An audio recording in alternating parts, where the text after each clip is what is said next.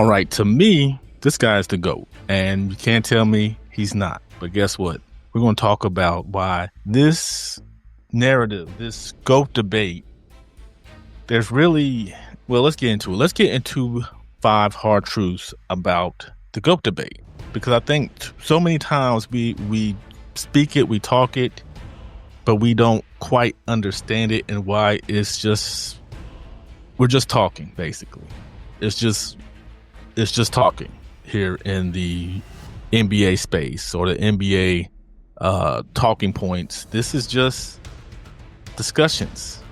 You know, the NBA GOAT, the greatest of all time debate, has been one of the most contentious and emotionally charged discussions in basketball for decades.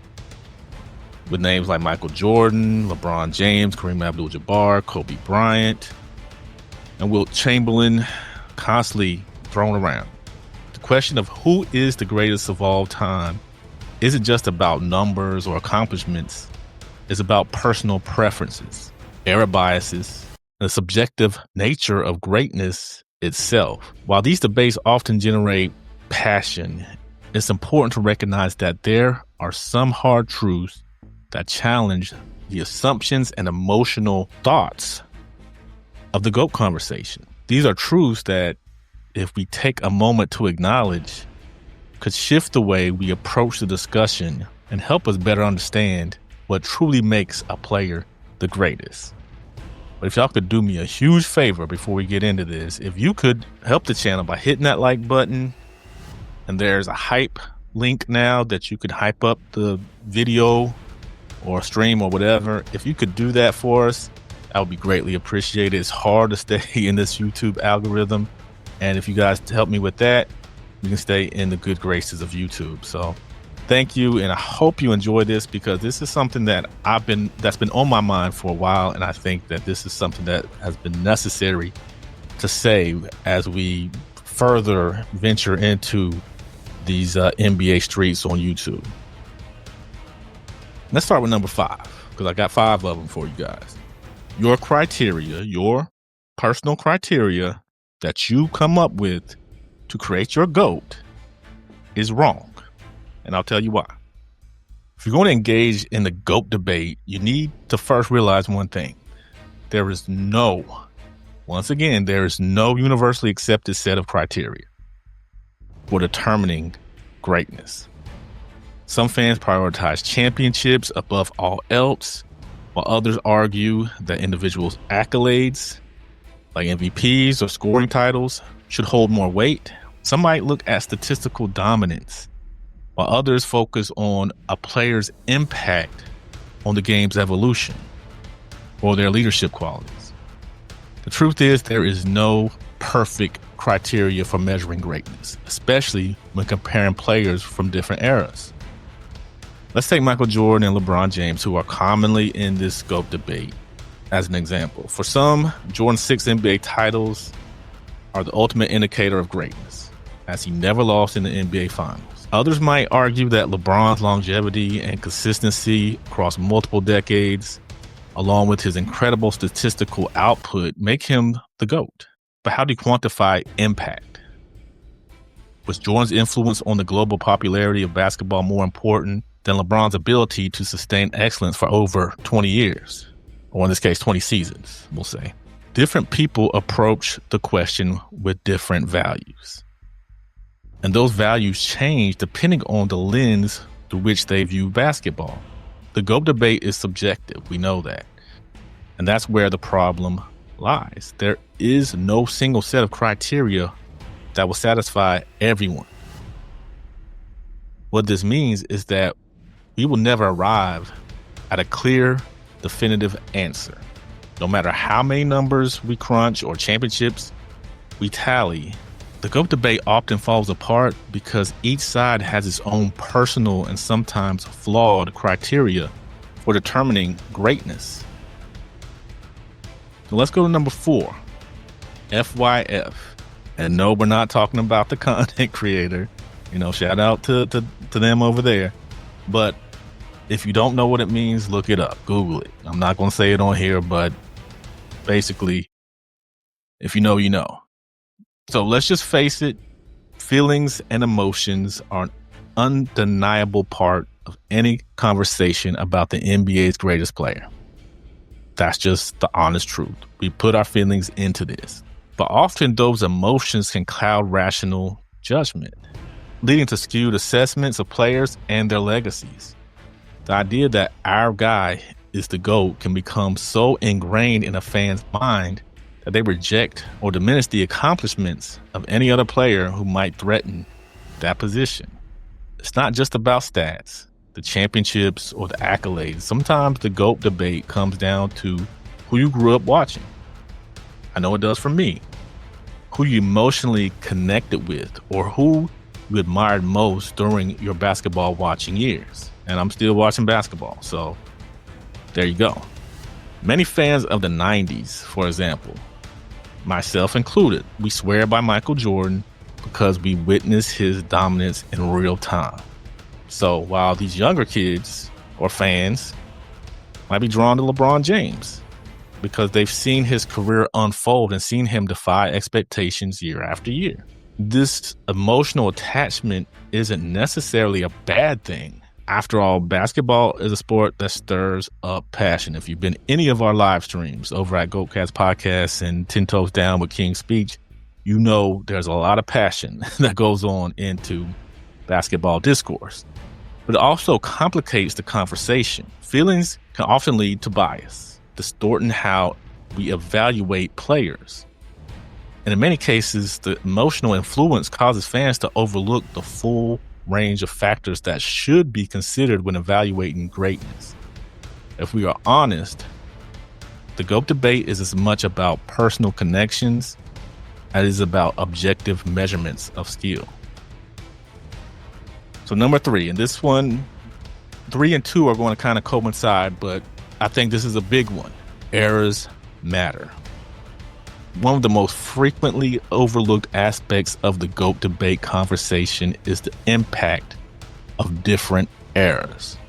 Basketball has changed drastically over the decades, and players who thrived in different periods were often playing in fundamentally different environments. What made Michael Jordan dominant in the 1990s wouldn't necessarily translate seamlessly into the current NBA and vice versa. For example, the NBA in the 80s and 90s was more physical.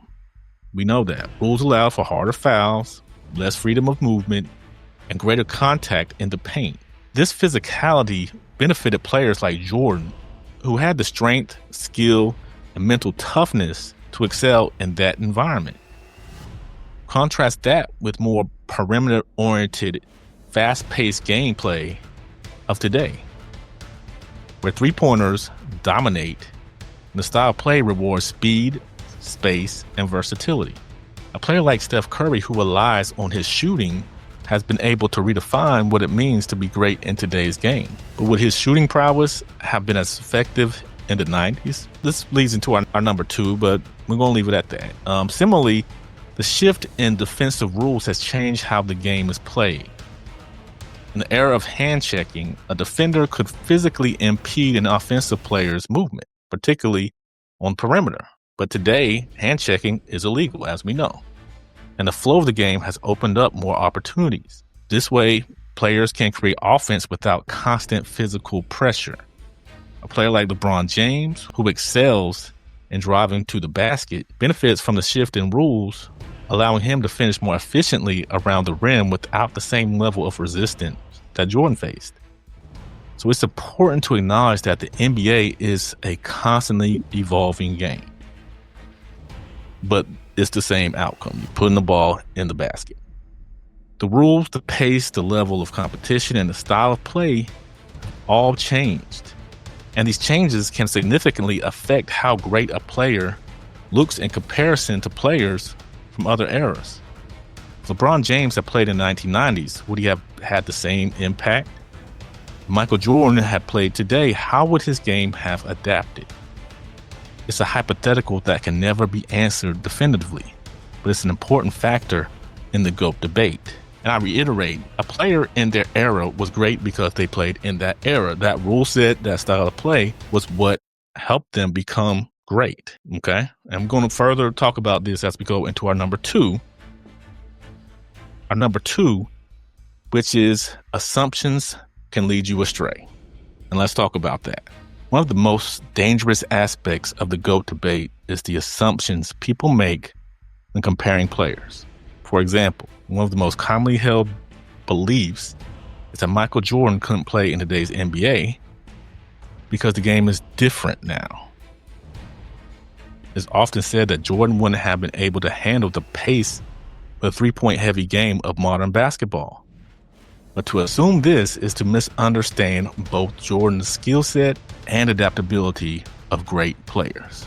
Jordan was not just a dominant scorer, he was an intelligent basketball player, capable of adapting to different situations and challenges. To assume that Jordan, given his competitiveness and work ethic, wouldn't have evolved his game to thrive in today's NBA is to underestimate his basketball IQ and his relentless drive to be the best. Similarly, it's easy to assume that players from earlier eras couldn't have succeeded in today's game. We hear it all the time, but that is a simplistic view of how great players operate. For example, Kareem Abdul-Jabbar's sky hook, which was virtually unstoppable in his era, might not be as effective in today's game with his focus on spacing and three-point shooting. But to assume that he wouldn't have adjusted his game, perhaps developing a more diverse offensive arsenal, doesn't take into account the greatness of the player himself. The assumption that a player from one era would or wouldn't thrive in another is speculative at best. You can only evaluate players based on what they did in their time, not on hypothetical situations. Let me reiterate that. We can only evaluate players based on what they did in their time. Hypotheticals are just that, hypothetical. That's why number three was that eras matter. Because we need to judge these players based on their era and how good they were with that set of rules, with that play style. Not assume, well, LeBron couldn't play here or Michael Jordan couldn't play here. Great players can play anytime, anywhere. Because if we're just going to use what they did in that time, that's foolish when it's coming to the GOAT debate. Like, Jordan didn't take a lot of threes because the three-point shot wasn't as important as it is today. So to say he couldn't develop a three-point shot in today's game is just, I don't want to say you don't know basketball, but you don't understand the mindset of a basketball player to say that there's stuff that they can't do or are not willing to do. Now, if they're just not willing to do it, that's one thing. But saying a player can't do something is just asinine, because if you don't know that player personally, you don't know what that player is capable of doing. I mean, Shaq, if he took the time, probably could have become a phenomenal free throw shooter. But that was on Shaq. But to say what a player can't do or couldn't do, or his game just won't translate to this, just basically says no player is going to adapt their game ever just because of what they did during their time, where they didn't have to adapt to certain things because, Wilt Chamberlain didn't have to have a three-point shot because the three-point line didn't exist. Kareem, three-point line existed when he was older. Why would he go out there and perfect a three-point shot that, number one, doesn't exist for most of his career, and also one that isn't used that often and were more used for specialists than guys that, that was their bread and butter. That was their role, was to shoot threes. So, assumptions just don't work in the GOAT debate. But let's get to number one, because I think this is the part that everybody needs to listen to. Yeah, most of you content creators, you need to listen to this part because it happens so often. I'm guilty of it. Many content creators are guilty of it. You hear it almost every stream for certain content creators and certain, YouTubers, TikTokers, Instagrams, whatever, Facebook, Reels, and all that. Diminishing other greats only elevates them. Listen closely. Diminishing other greats only elevates them. Now think about that. This is one of the most frustrating aspects to me of the GOAT debate is when fans or analysts try to downplay the accomplishments of one great player in an attempt to elevate another. This happens every day, just about, particularly with Jordan and LeBron. One group will argue that Jordan couldn't have played in today's NBA or that his championships don't count because he played against weaker competition. On the flip side, guys like me or other guys will say LeBron's championships are less meaningful because they were achieved in an era of super teams, suggesting that his individual greatness is diluted by the supporting cast around him. Y'all do it for Jordan too. The truth is, these arguments only undermine the greatness of the players being discussed. Every time you try to dismiss a player's legacy, you only make their achievements more significant. The more you argue that LeBron couldn't do this or Jordan wasn't that, the more you affirm their status as all-time greats. Because the truth is, if a player's legacy were so easily downplayed, they wouldn't be in the GOAT conversation in the first place. It's that simple. Greatness is built on the very arguments trying to tear it down. Find yourself in a conversation about the GOAT debate where you're spending more time talking about how bad a player was rather than how great your guy is, then you've already lost. We've heard it countless times. The greatest players in history stand on their own merits. They don't need to be propped up by diminishing the legacy of others. So to wrap this in a little bow tie, we're going to get out of here. The NBA GOAT debate will never have a universally accepted answer. It just won't. Even when Wemby does what Wemby does, we're still going to go back and say, well, LeBron did this, Jordan did this. You know, unless Wemby, and right now, so far, he's not, plays perfect basketball, wins every single award you can win every year, and the Spurs just never lose in the playoffs, there's going to be some debate. As far as I'll be here, as far as you'll be here, it's going to go on for centuries to come, believe me. But the thing is, if we approach the conversation with humility, which is hard for some, recognize the flaws in our assumptions and criteria, and appreciate the greatness in every player, you might finally come to appreciate the beautiful complexity of what it means to be the greatest of all time. It's not just about numbers or rings. It's about understanding that greatness transcends the boundaries of eras, emotions, and assumptions. The GOAT debate ultimately is about recognizing greatness wherever it appears. So thank you guys. I hope you enjoyed this. I had fun making this. If you could hit that like button. If you really enjoyed it, please subscribe to the channel. We're trying to get to that 4K sub goal. If you could help us get there, that would be great. And like I said, hit that little hype button to help get this video out there to the masses. But either way, thank you guys. If you liked it, if you enjoyed it, great. If you didn't, then hopefully you'll find something on this channel that you really do like. So thank you again, and be back soon with more content.